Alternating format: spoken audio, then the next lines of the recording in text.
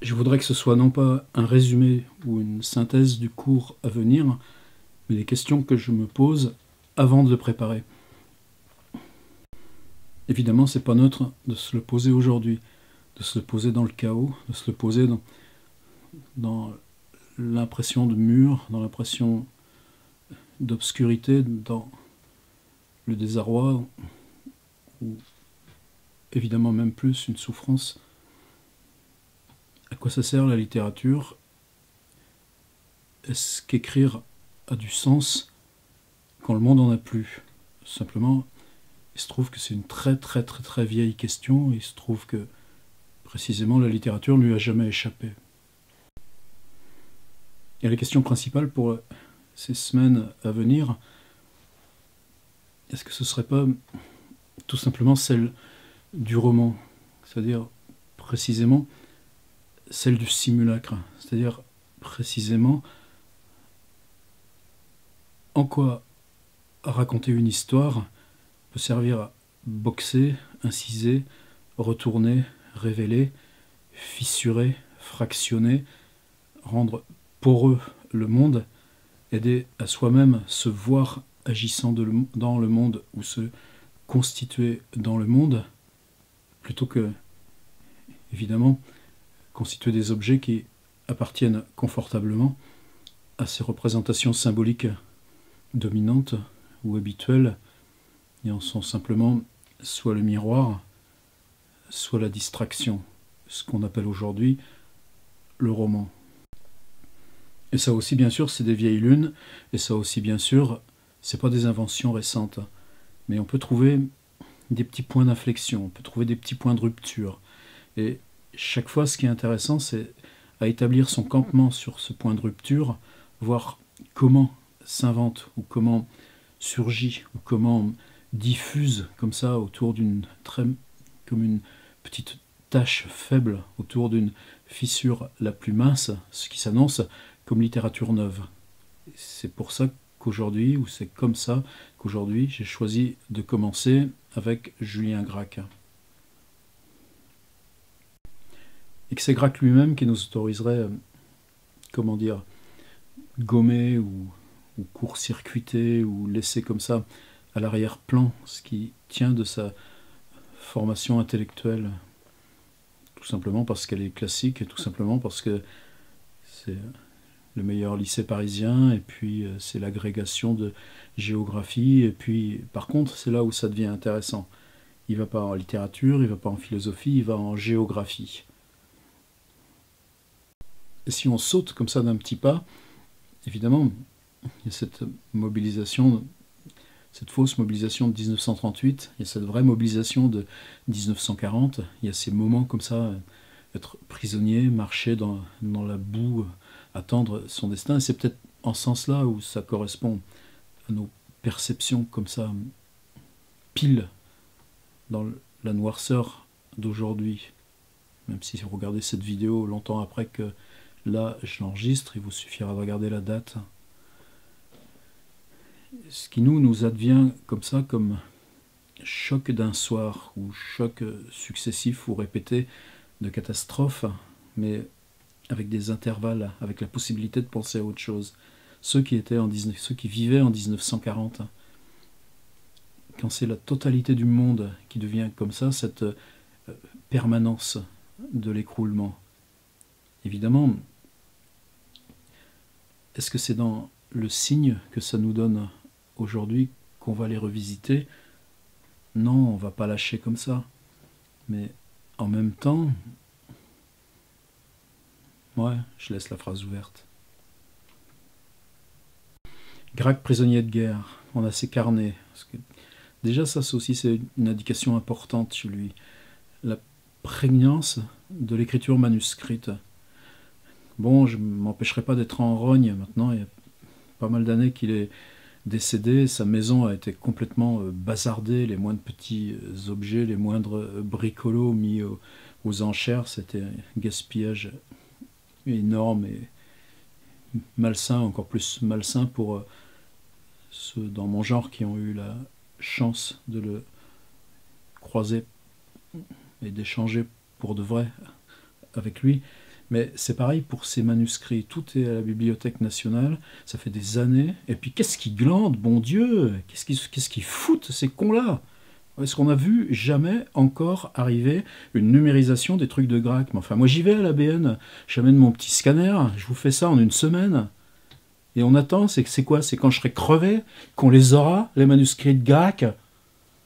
Parce que c'est ça l'important. Ce type écrit, et les livres, ils sont issus de ces carnets, mais ils représentent 1 ou 2 dixièmes de ces trucs des carnets. C'est lui-même qui a souhaité cet héritage, c'est lui-même qui a souhaité qu'on se mette au travail. Ça ne change rien à l'histoire de la publication.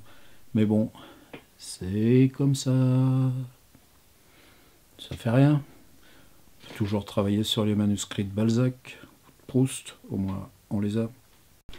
Donc voilà, il est plus prisonnier et on l'envoie dans un lycée. Il est professeur de géographie au lycée de Caen. Ça compte? Ouais, ça compte.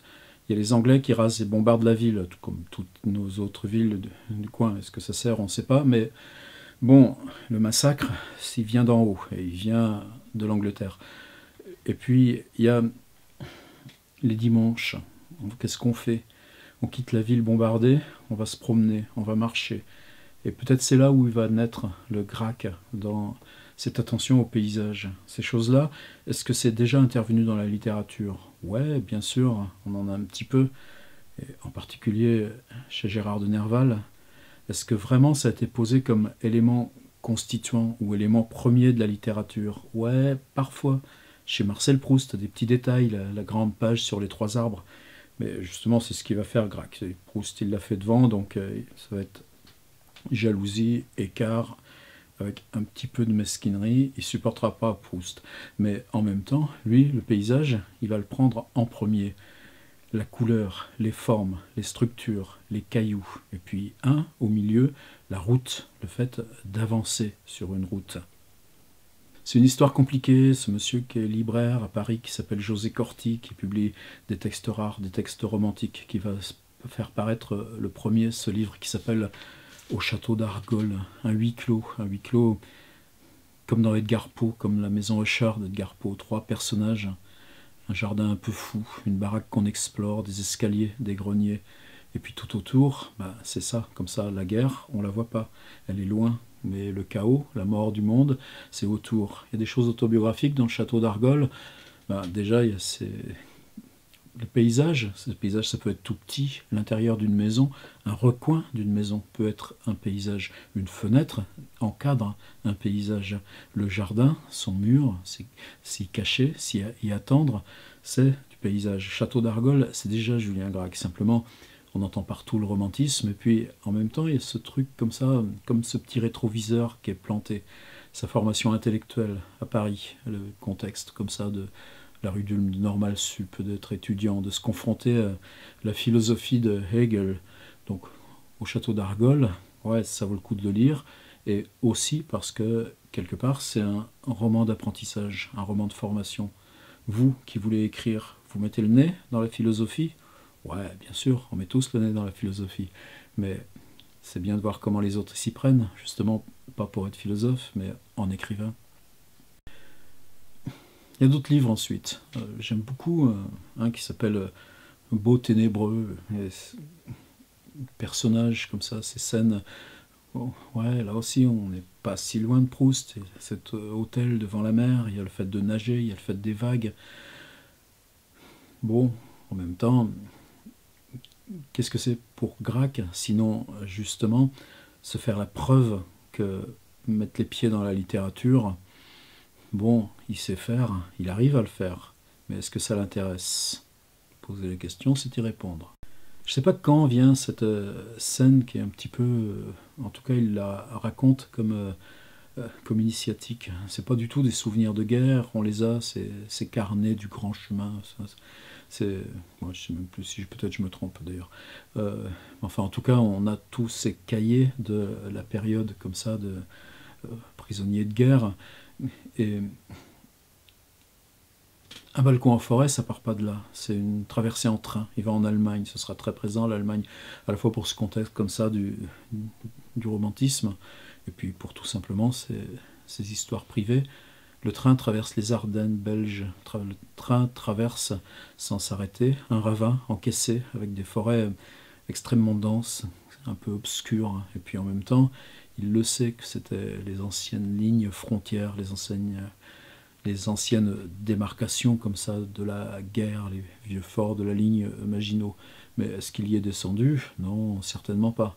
Par contre, un balcon en forêt, est-ce qu'on peut tenir tout un roman avec comme ça une sensation extrêmement précise de paysage qu'on a traversé vite? On a déjà parlé de ça avec Balzac. Ben ouais, ça sera l'expérience de ce livre. Le huis clos, ça il sait faire. On le reprend le huis clos. Un fortin, 4 hommes. On est dans le contraire du souvenir d'enfance. Qu'est-ce qu'ils font, les hommes envoyés comme ça à la guerre? Mais elle est où la guerre? Il n'y en a pas, ils attendent. Ils sont là avec leurs canons, leurs trucs, et bien sûr, quoi que ce soit qui surgisse devant, ça passera pas. Alors il y a quoi dans ce bouquin?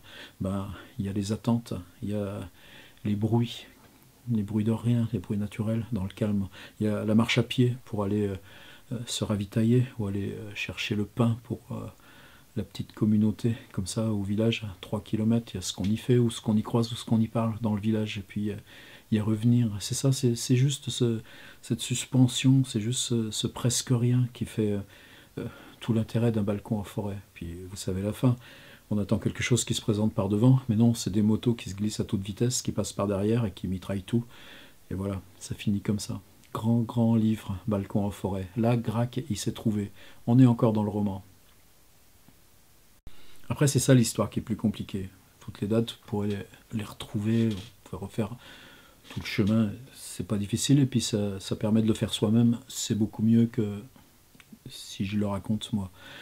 Qu'est-ce que moi j'ai à raconter? Les bords. Les bords, c'est en remontant en avant. Ernst Jünger, grand écrivain allemand, mais que n'aiment pas les Allemands. Ça les oblige peut-être à regarder un peu trop près quelque chose de leur histoire qu'ils n'aiment pas. Vous savez, ce type qui fait la guerre de 14-18 et qui toute sa vie garde son casque devant lui sur son bureau. Le casque, il y a une balle qui entre ici et on voit le trou de sortie plonk, de l'autre côté. Donc il garde ce casque avec pom, pom. Simplement la balle, elle avait évidemment frôlé l'intérieur et ressorti. Donc lui, c'est ça qu'il a sur sa table. Comment il a échappé? C'est un Jung, dans la guerre 14-18, c'est un livre qui s'appelle Orage d'acier. Ça pue la boue, ça pue la tripe. Mais c'est comme Sandra, c'est comme Céline, c'est les indispensables pour revenir dans cette période-là. Et Jünger continue sa carrière comme militaire. Il est officier dans l'armée nationaliste. L'arrivée de Hitler et des nazis, c'est une dépossession de cette éthique qui est la sienne dans l'armée. Pour Jünger, l'éthique... Qu'est-ce qu'il y a dans son journal? L'armée allemande qui traverse la France pour revenir à Paris, et dans les maisons de la bonne bourgeoisie de ces villes désertées où ils sont hébergés, qu'est-ce qu'il fait lui? Il range les bibliothèques. À Paris, il va avoir un drôle de rôle. C'est lui qui attribue les commandes de papier, les imprimatures pour les éditeurs qui acceptent de collaborer, comme Gallimard. En attendant, en 1934, Jünger a écrit un texte très court, Les falaises de marbre. Et dans cette espèce d'apologue, dans cette espèce de parabole, un peuple qui vit comme ça dans ces parois verticales. Moi, je pas envie de le raconter ici, ça va trop vite. Mais c'est le contexte. Vous n'avez pas le droit de dénoncer le nazisme en face. Et en même temps, ce tourbillon qui vous enfonce, comment se l'attraper? Faites ça en 30 pages. Imaginez un peuple. Imaginez cette espèce d'effondrement qui l'entoure. Vous voyez, là encore, c'est pas si loin de ce qui se passe aujourd'hui même pour nous. Falaise de marbre, un grand texte. Il y a un Italien qui se... Est-ce qu'il se l'accapare? Est-ce qu'il reprend? Ça s'appelle Le désert des Tartares, c'est écrit par Dino Buzzati. En même temps, Julien Gracq produit un immense livre avec sa manière à lui, avec ses paysages, ses attentes. Ça s'appelle Le rivage des Syrtes. Il se trouve que Le désert des Tartares sort un tout petit peu avant Le rivage des Syrtes. Là, je reste schématique, à vous d'aller y voir. On attribue le Goncourt au rivage des Syrtes. En même temps, il vient toute une cacophonie de dire « Regardez ce type, en 4 mois, il a fait une espèce de remake du désert des Tartares. » Évidemment, il y a quelque chose de ridicule, même si Gracq était au courant de ce projet de Buzzati. Mais évidemment, le rythme de l'écriture et puis la motivation profonde de gens comme Gracq ou Buzzati, confrontés encore dans cette onde de choc de l'après-guerre, et puis avec ces falaises de marbre de Jünger, comme ça, en amont, c'est bien plus compliqué. Gracq refuse le Goncourt, et même période où il écrit un texte qui, là, nous importe. La littérature à l'estomac. Et là, c'est ça qui va être cette espèce de fil rouge que je voudrais pour l'improvisation qui s'appellera cours du mercredi matin de 10 à 12. Littérature à l'estomac, en quoi tout d'un coup on peut dire merde au roman, en quoi cette espèce de coup de force ou de coup de hasard ou cette espèce d'arbitraire lancé sur Julien Gracq l'oblige, lui, à quitter l'univers du roman et en ce sens-là, entrer dans une autre cartographie. Des gens comme Nicolas Bouvier, l'itinéraire de Claude Simon, tout ce qui est comme ça, même cette espèce de frontière palpée à tâtons de l'intérieur par Marcel Proust. Tout ça, c'est quelque chose qui est hors du mot roman, en tout cas de l'objet normé et conventionnel, qui suppose de refabriquer une illusion de monde enfermée dans un début de temps et une fin de temps et un parallélépipède à 8 coins et 6 surfaces, je me trompe? Non, c'est ça, qu'on appelle le livre. Mais nous, on est à l'intérieur de cet espace-là, c'est-à-dire on est dans n'avoir plus à subir violence ou se faire violence pour penser d'emblée que la littérature n'est pas assignée à cette forme historique à la fois vieille, le roman de la Rose, XIVe siècle, et en même temps très connoté et limité dans l'histoire. Le Rouge et le Noir de Stendhal s'appelle Mœurs et non roman. Les livres de Balzac s'appellent Études sociales, études sur la vie privée et non roman. Madame Bovary de Gustave Flaubert s'appelle Mœurs de province. Qu'est-ce qu'il va écrire, Gracq, après la littérature à l'estomac? La réponse, elle est dans 2 petits livres, toujours chez Corti, avec toujours cette rançon. Autant j'admire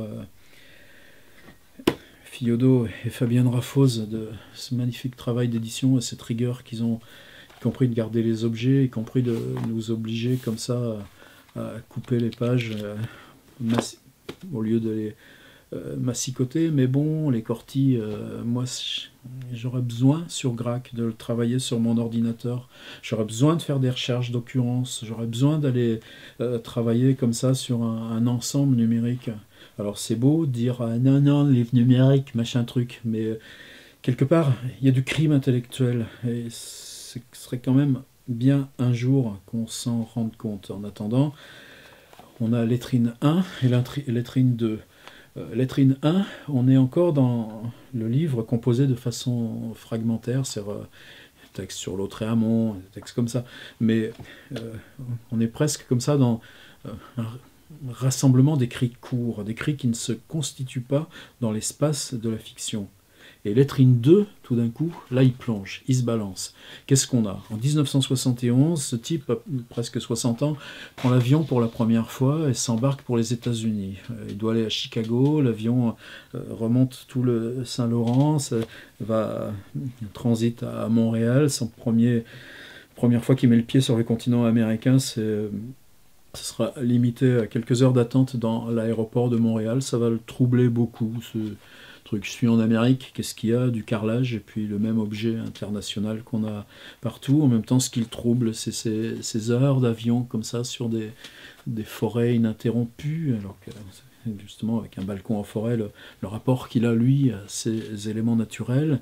Et puis ensuite la ville de Chicago, et puis il ira à Madison, Wisconsin. Il y a un truc moi, qui me fait très marrer, c'est qu'il va rencontrer Auguste Derleth, l'exécuteur testamentaire de Lovecraft. Lovecraft, il connaît le nom parce que, évidemment, il y a des textes ça recroise comme ça la fin du surréalisme et tout ça, donc c'est pas quelque chose lui qui classe comme ça dans la littérature populaire. Mais qu'est-ce qu'ils se sont dit Grac et Derleth comme ça à Madison, Wisconsin, ou juste le petit patelin d'à côté, tout ça parce qu'on a dit à Grac, ah, il faut que vous alliez voir notre écrivain de Madison, Wisconsin. Bon, laissons tomber. M'intéresse par contre dans les trines sur ce texte de l'Amérique des petits trucs comme ça. Comment j'appréhende une traversée de ville quand je ne comprends pas ce qui organise cette ville, ou par exemple la limite de la ville, ce qui correspond par exemple à comment la nature recommence aussitôt là où la ville s'arrête, et ça n'a strictement rien à voir avec nos échelles à nous. Comment je comprends de marcher dans une ville qui a moins de 150 ans, Chicago. Il passe 2 fois à New York. Comment cette espèce d'agression ou d'écrasement qu'on peut sentir quand on est totalement déboussolé lors d'une première venue à Manhattan, et qu'on y revient 3 semaines plus tard en sachant anticiper ce que va être la ville et comment la ville va travailler sur vos perceptions. Là, ouais, on a Grac. Qu'est-ce qu'il y a comme ça à côté d'Amérique dans les trines 2 il est enseignant, Louis Poirier. Il fait ses cours d'histoire géo, ou en tout cas de géographie en Cagne, à Paris. Il est célibataire et il a un petit studio, un petit patelin qui s'appelle Sion en Vendée. C'est des immeubles, c'est l'époque béton. Et ça Delonne, Saint-Jean-de-Mont et tout ça. Son petit studio, il est face à la mer. Il le rejoint avec sa 2 chevaux tous les étés. Dans ce petit cube avec carré face mer, oh bah tiens, là encore, quel beau croisement avec le Balbec de Proust. Et si on note tous les jours à quoi ça ressemble la mer, ben voilà, on a ce suite de fragments qui s'appelle marine au pluriel. Et ce qui est par contre peut-être une innovation qui nous paraît aujourd'hui tellement banalisée, mais peut-être le travail, c'est nous, de nous réouvrir à comment ce truc-là peut ne pas être banal. Des notes sur la littérature. Je relis Balzac, je relis Edgar Poe, et en même temps, je les relis précisément dans cet univers de perception, de sensations, de paysages dont je vous présente comme ça, dont je vous présente les notes. Eh bien, tout d'un coup, ces relectures, un dialogue chez Stendhal, quelque chose sur la couleur ou la déréalisation chez Nerval, ou qu'est-ce que c'est que de relire Edgar Poe, ben, tout d'un coup, ces notes vont s'installer au même niveau que ces notes comme ça sur un paysage. Je vais en donner d'autres exemples après. Là, tout d'un coup, quel est le rôle de ces notes? On est dans un essai sur la littérature? Non.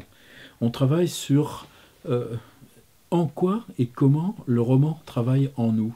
Qu'est-ce qui nous reste de l'émerveillement littéraire? En quoi Jules Verne, on le porte depuis ses lectures d'enfance pour toute la vie? Pourquoi, en tout cas ceux de ma génération, je ne veux pas en faire une leçon pour personne, on va toute sa vie relire des livres comme Le Grand Maune.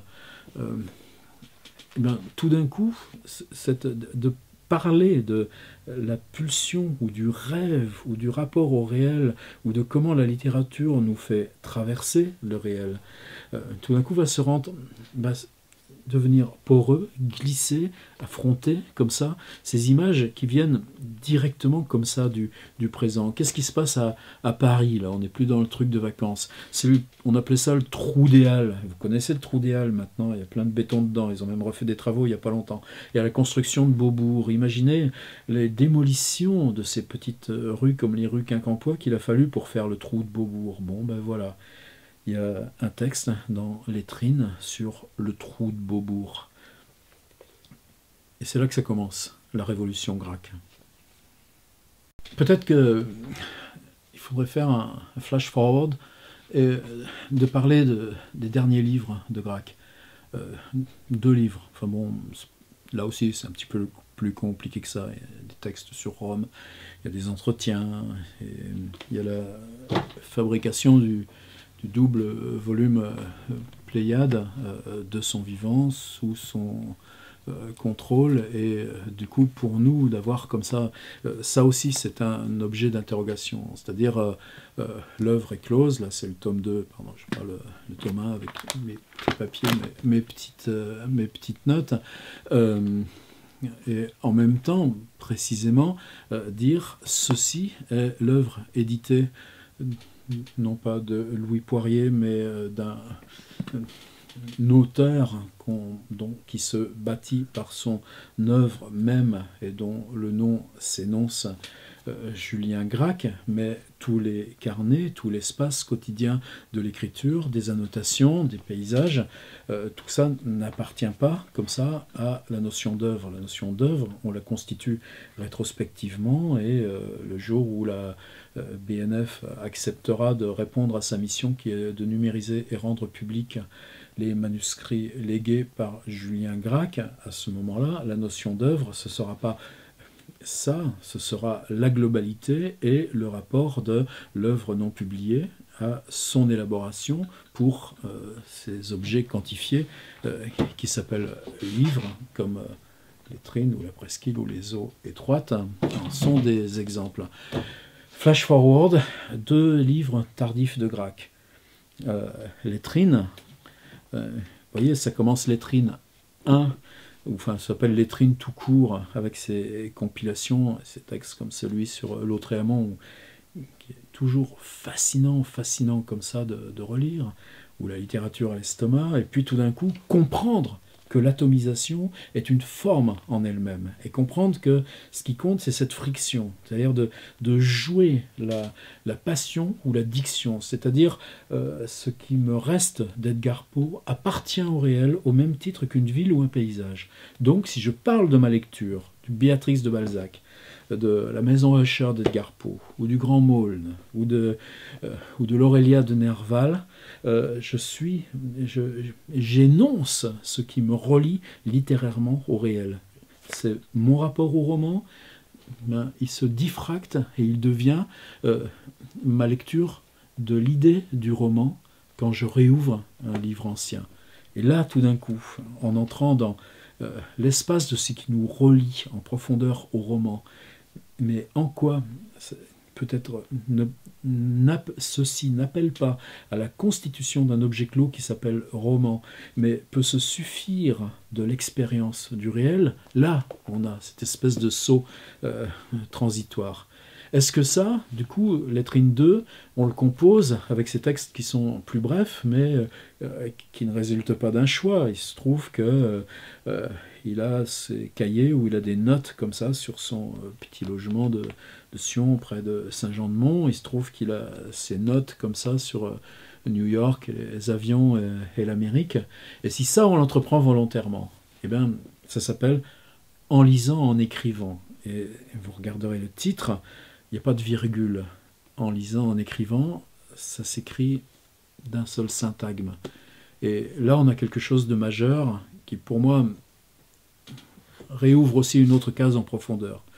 Là, j'ai ma bibliothèque. Enfin, un bout de ma bibliothèque, il y en a de tous les côtés. Vous ne voyez pas, ça n'a pas d'importance. La question, c'est à quel endroit, dans cette bibliothèque, il peut y avoir des livres-outils. Là, en bas, là, j'ai des livres sur l'art, l'image, la photo, le cinéma.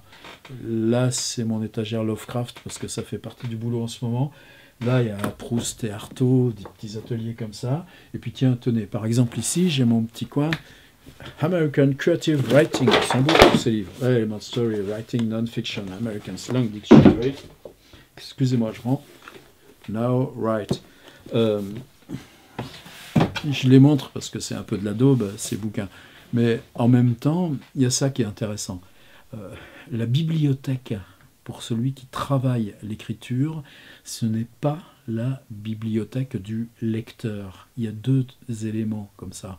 Et une part de mon job, mais qui est pas, c'est pas quelque chose de personnel, c'est quelque chose justement qui nous, qu'on retravaille comme ça, chacun à chaque fois. C'est-à-dire comment, quand on lit, parce qu'on écrit, ce qu'on va voir dans la littérature, c'est comment eux, les auteurs, parlent de ce truc-là, comment ils lisent, comment ils écrivent. Et là, il y a une espèce de petite chaîne, plus discrète, plus fine, plus invisible, parce que il n'y a pas de... l'univers de la pédagogie, par exemple, ne s'interroge pas là-dessus. Il y a même, pour moi, quelque chose qui est plus grave, c'est l'hostilité de l'université à ces textes. On étudiera la vie, mode d'emploi de Pérec.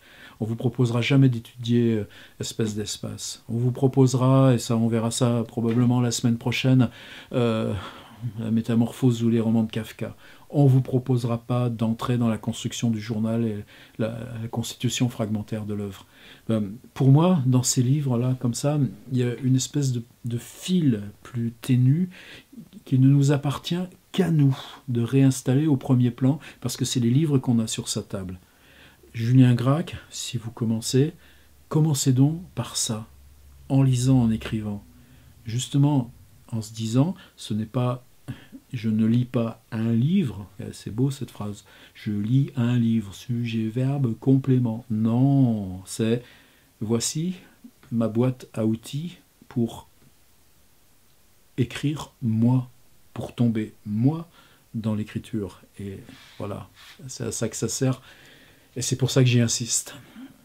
Et l'autre livre, Le vieux Paris n'est plus. La forme d'une ville change hélas plus vite que le cœur des mortels. Ça c'est Baudelaire. Et lui, Gracq, il prend la forme d'une ville. Ce sera bizarre aussi parce qu'il y a Jacques Roubaud qui reprendra ce vers pour un magnifique travail sur Paris. J'ai jamais su si Roubaud avait eu ce culot-là délibérément ou si tout simplement parce que lui c'est pas son univers, il ignorait le livre de Julien Gracq. C'est pas grave, le livre de Jacques Roubaud, La forme d'une ville, c'est aussi quelque chose dont je me sers en permanence en atelier d'écriture. La forme d'une ville. Je repars comme ça sur un élément autobiographique. Quand j'étais gamin, enfin lui, Gracq, hein, pas moi, interne au lycée de Nantes, les gens qui sont mes correspondants, qui sont censés m'accueillir le dimanche, les balades qu'on fait le dimanche, la sortie traditionnelle du jeudi au lycée, la façon dont on découvre l'organisation, les quartiers, l'Erdre, ce minuscule affluent de la Loire qui traverse le centre-ville et se jette dans le fleuve. Et maintenant, aujourd'hui, la ville a totalement bétonné, on a fait une rivière souterraine, ce qui est évidemment considéré par tous les urbanistes comme excessivement dommageable, mais voilà les éléments. Et puis ces îles comme ça au milieu de la ville, celles qui sont toujours au milieu de Nantes, et puis ce qu'il y a de l'autre côté de la rive, et puis les usines, et puis ces vieilles maisons très secrètes, et puis ce qu'on va visiter, la bibliothèque, le musée, ce qu'on découvre dans la bibliothèque ou au musée d'histoire naturelle, ou les cartes de géographie, ou l'étude au lycée. Donc a priori un matériau très autobiographique, mais l'autobiographie, on fait un croix dessus. La vie de Louis Poirier n'a jamais intéressé Julien Gracq. Faites la soustraction, qu'est-ce qui reste? Comment on arpente la ville? Comment la ville représente un inconnu? Comment cette perception d'enfance de la ville conditionne à la fois la façon dont on restructure l'appréhension au présent de la ville et en même temps nous constitue une limite ou une grille qu'il s'agit d'exploser pour accéder à la façon dont la ville avance elle-même dans son propre chemin. Voilà, c'est ça, la forme d'une ville de Julien Gracq. Pour moi, c'est un livre qui conditionne presque absolument la possibilité d'écrire aujourd'hui sur la ville et conditionne presque absolument comme ça cette façon de s'en remettre au réel. Mais c'est quoi la ville? C'est pas une notion de paysage, c'est comment la communauté constitue en fonction de ses propres structurations, dominations, un rapport comme ça, y compris aux cosmogonies, à l'idée du monde, les formes concrètes et matérielles de pierre, de parpaing, de bitume, qui la réunissent et la constituent comme telle. Ça, c'est la forme d'une ville. Alors que, par exemple, en écrivant, c'est quoi la notion de paysage naturel et en quoi la notion de paysage naturel peut être autre chose qu'une description? En quoi précisément la notion de description est caduque dans l'espace de Gracq? Voilà par exemple l'exemple de Tréoranteuc. C'est des Landes bretonnes, c'est un très très beau coin au centre de la Bretagne, près de... Là encore, c'est ces vieilles présences des forêts. Dans cet espace de lande qui est presque mauve, il y a une fissuration, une espèce de ravin très profond. Là, la terre dans le fond du ravin est fertile, ce qui fait que poussent des arbres, alors que sur la lande, il n'y en a pas. Et le haut des arbres affleure comme ça ce haut du ravin. Quand on débouche sur ce plateau, on voit cette étendue mauve de roches et de bruyères, et puis au milieu, cette espèce de ligne verte qui sinue et zigzague, et sans avoir aucune idée de ce qui la fonde en tant que profondeur. Il y a un texte magnifique de Gracq sur Tréoranteuc. J'y suis allé à Tréoranteuc. Maintenant, qu'est-ce qu'ils ont fait? Ils ont fait au milieu avec un gros chemin de 4x4 pour les promenades du dimanche. Il y a un bistrot et des barrières à l'entrée, et puis bah, voilà, vous pouvez vous marcher. Et puis, bon, si, ils ont gardé les arbres, mais Tréoranteuc n'a plus aucun intérêt. Alors, on en avait parlé avec Julien Gracq de ces questions-là. Qu'est-ce qui reste d'un lieu quand il a pris sa fonction comme ça dans un livre et que le réel, lui, a tenté de l'abolir? Tréoranteuc, pour moi, c'est un des beaux symboles comme ça. Il y a des textes sur des ponts aussi, comme ça, des petites choses. Texte sur une courbe. Un rapport de la courbe et de la littérature. Allez-y. Cherchez les courbes dont vous disposez dans le cinéma, les courbes dont vous disposez par les livres lus, les courbes qui ont compté comme ça pour vous autobiographiquement, ou que vous retrouvez dans les rêves. Il n'y a pas de quoi écrire avec ça. Bah, c'est là où le papy Gracq il nous met sur des bons petits chemins. Ça, c'est les deux derniers livres. Je vais revenir juste un petit peu avant et m'arrêter là-dessus. Justement sur cet espace-là de la littérature sans roman.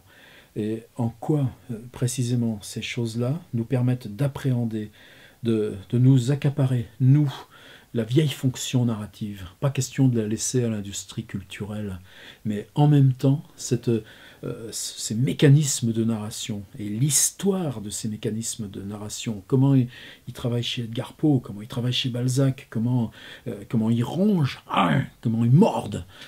Ces trucs-là, pas question de laisser, parce que c'est le réel, et que le réel, on ne l'abandonne pas à ceux qui nous le massacrent.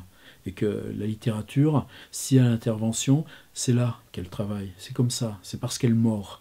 Et si elle mord, c'est par la narration. On ne va pas faire des petits machins pour faire joli. Et Gracq, c'est pas pour faire joli. C'est ça qui m'intéresse chez ce bonhomme. J'ai deux petits bouquins. Je laisse juste, par exemple, Les eaux étroites. Regardez. Comme c'est mince.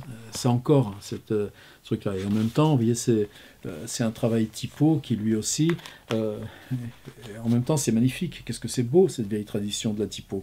Quand je parlais de texte numérique tout à l'heure, la question de la typo, elle n'est pas abolie. C'est-à-dire, au contraire, comment, dans l'espace numérique, je peux honorer un texte bref, un texte, et l'honorer dans sa densité, autant que justement le commerce de la librairie va devoir lui augmenter. Il y a un gros papier vélin bouffant, et puis il y a ce travail, mais en même temps, en quoi il est intéressant ce travail? Comment le travail en carré avec des grosses marges, en quoi le fait de travailler sur des lignes plus courtes modifie la perception graphique de la phrase. Ouais, tout ça, c'est des questions, et c'est des questions pour moi qui sont fondamentales. Vous savez l'importance que j'accorde précisément à la mise en page, y compris sur écran, et comment, pour se distancier même du texte, comment pour entrer dans le travail du texte, comment on fabrique cet écart, et comment la typographie, même si là, la typographie, elle est celle de la vieille tradition de l'imprimerie, il se trouve que nos outils numériques permettent de nous approprier directement la typo. Mais la question de fabriquer son propre écart avec le texte pour le travailler, et comprendre la question de la phrase comme étant un espace spatial et temporel, et pas simplement le temps linéaire de son énonciation. La question de la brièveté de la forme, il se trouve que là, Gracq nous l'impose. Mais je pense que c'est une question complètement contemporaine et j'hésite parce que la question se divise. Comment l'écriture ou les formes du roman se constituent d'après nos usages. Et si nos usages, dans justement le rapport à l'ordinateur, à la vitesse de ce qui nous entoure, nous amènent à chercher des textes plus brefs, de plus haute densité, comment cet espace-là, on peut le constituer en complexité narrative et en objets narratifs qui, eux, sont des enclosures, parce que précisément, ils ont un début, une fin et un temps de lecture qui est conditionné par ce truc-là. Ça part un petit peu dans trop de directions. Et l'autre question, c'est en quoi, dans le chemin vers l'écriture, le mot de nouvelle, par exemple, ou ces concours de nouvelles, ou ces machins trucs comme ça, qu'est-ce qu'on en a à foutre? Enfin, ça, c'est de la forme morte. Il n'y a rien de plus difficile que l'art du bref. Ceux qui ont été mettre le nez dans Henry James le savent parfaitement. Donc, la question comme ça du texte bref n'est pas une question d'une forme qui s'appellerait nouvelle, qui serait plus brève que l'espace du roman avec une norme qui commencerait à 160 pages pour aller à 480 ou 3000. Non, c'est pas ça la question. Qu'est-ce que c'est les eaux étroites? C'est la structure récurrente. Un petit bras de la Loire encore, isolé du fleuve principal. J'ai ça moi aussi à 300 mètres de chez moi, où l'accumulation de sable, de branchage a isolé ce bras. Dans l'enfance, avec les parents, c'est des souvenirs. On va prendre la barque, la clé du cadenas de la barque est à l'auberge. Il y a le bruit du cadenas, le bruit de la chaîne qui tombe sur le fond de la barque, et puis on remonte, et puis on est dans des arbres, il y a des effets de lumière, l'eau est opaque, et puis ensuite, par contre, on passe sous une roche nue. À ce moment-là, l'eau est très claire, translucide, on voit, elle est beaucoup plus profonde. Un peu plus loin, on passe devant une maison abandonnée. Quand vous êtes gamin, ça vous fait peur, et puis après, quand vous êtes ado, vous allez l'explorer, la maison abandonnée, et puis finalement, on arrive à un moulin à 1 heure de là, où on va pouvoir se baigner. Simplement, ce petit trajet, toujours le même, on l'a fait quand on avait 5-6 ans avec les parents et on s'en souvient. On l'a fait quand on avait 7-8 ans et c'était un rapport un petit peu différent parce qu'on savait nager et puis qu'on prenait la barque soi-même. Et puis on l'a fait quand on avait 13-14 ans, juste entre copains adolescents. Et puis quand on était à la fac, qu'on invitait des copains à venir passer un peu quelques jours chez vous, on la remontait, le truc comme ça. Et puis il l'a fait pareil à 30 ou 40 ans parce qu'on veut voir si c'est toujours pareil. Et donc tout d'un coup, la structure temporelle, elle, est récurrente. Par contre, le trajet spatial, lui, est fixe. Et en même temps, les étapes de ce truc sont fixes. À ce moment-là, si vous prenez cette équation, oui, la clôture du livre, elle n'est pas une nouvelle, mais elle est un objet avec une structuration qui nous concerne, parce que combien d'objets spatiaux temporels dans notre expérience du présent nous conduisent à requérir cette complexité de forme? Je sais en faire des phrases. Les eaux étroites. Puis en même temps, vous trouverez le domaine d'Arnheim, d'Edgar Poe. Vous trouvez ce rapport à la symbolique des éléments. Ceux qui sont amoureux, comme je le suis, de Bachelard, l'eau et les rêves, l'air et les songes, la terre et les rêveries du repos, savent que dans ces tentatives qui sont strictement contemporaines d'ailleurs de Bachelard, si je ne me trompe pas, pratiquement, quoi la question de la poétique, tout simplement aussi, sur les eaux étroites.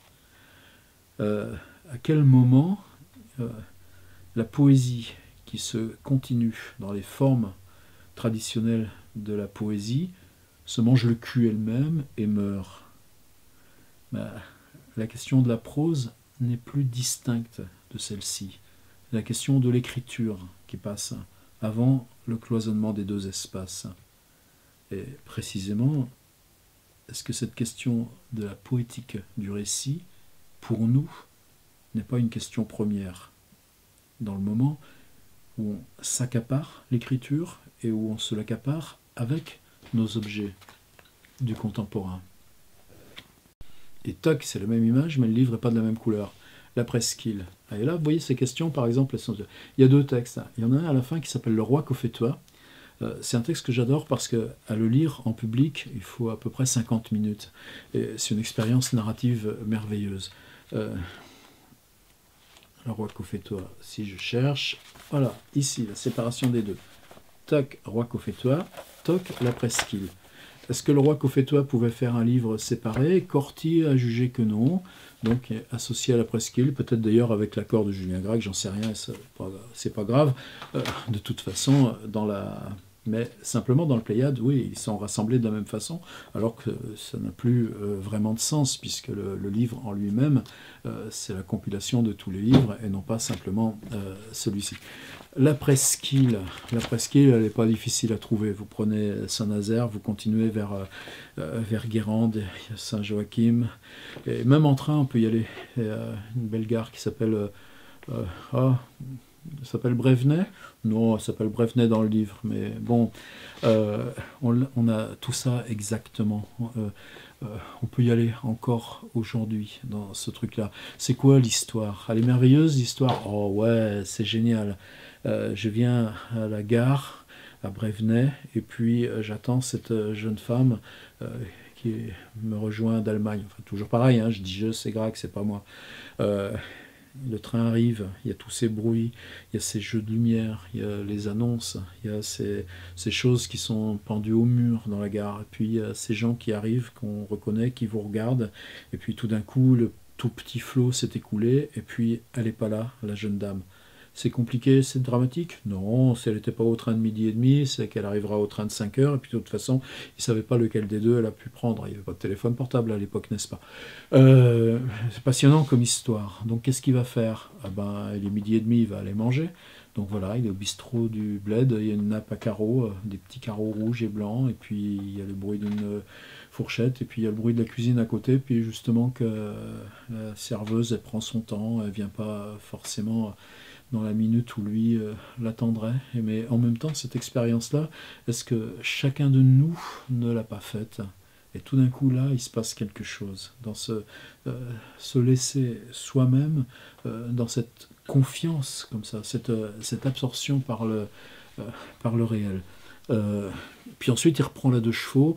La deux chevaux, c'est pas mis dans le truc, mais on le sait. D'ailleurs, la deux chevaux, elle a été rachetée par un traducteur de l'allemand qui s'appelle Bernard Lortolari et qui l'a mise à l'abri dans un garage à Montaulieu, près de Toulouse. Ça m'a toujours fait plaisir que ce gars ait racheté la deux chevaux de la presqu'île à la brave dame à qui Julien Gracq, qui en a eu 3 de chevaux, l'avait revendu. Mais bon, là, attendez, on n'est pas dans une grande histoire littéraire. Mais en même temps, ce qui est intéressant dans les deux chevaux, vous savez plus ce que c'est, mais la façon dont ces tout petits essieux de ces bagnoles très légères, quand on la gare sur un bas-côté, et puis que le bas-côté, il y a une bosse, la voiture, elle est garée de travers. Et puis, il y a les essuie-glaces, ils flottillent, et puis il y a le bruit de la porte, qui n'est pas la même sur une deux chevaux, il n'y a pas de vitre électrique, il y a tous ces petits machins-là, et toutes ces perceptions. Et ces perceptions, c'est ça, c'est qu'il va écrire. Et il se rend au petit bled d'à côté, quelque chose qui peut ressembler à Guérande, et puis là, dans la chambre d'hôtel qu'il va réserver, il va installer 3 fleurs, et puis bouger la décoration pour quand il va revenir avec sa chérie. On est dans un grand truc dramatique? Non, mais simplement dans cette question du geste, dans cette question de la lumière, de la fenêtre. Ensuite, par exemple, en retournant à cette gare, où cette fois sûre elle va arriver, s'arrêter devant un petit chemin, de ce coin de la route, quand on se gare, le chemin mène vers la mer, Mais il y a très longtemps qu'on n'est pas venu. Est-ce que ce chemin qui, enfant, menait vers la mer, au bout de 200 mètres, est-ce qu'il est resté pareil? Est-ce que ça vaudra le coup de l'amener ici, dans le petit chemin qui va vers la mer? Voilà. C'est ça la presqu'île. C'est ça Julien Gracq. Et tout ce dont je voudrais parler, c'est uniquement cette idée-là. Comment le mot écrire peut passer avant la forme objectale d'écrire, celle que l'industrie culturelle continue d'appeler roman, alors qu'on est au-delà du roman.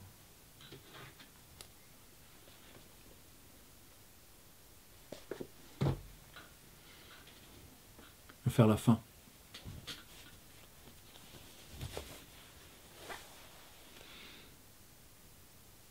Allégorie des temps qui courent.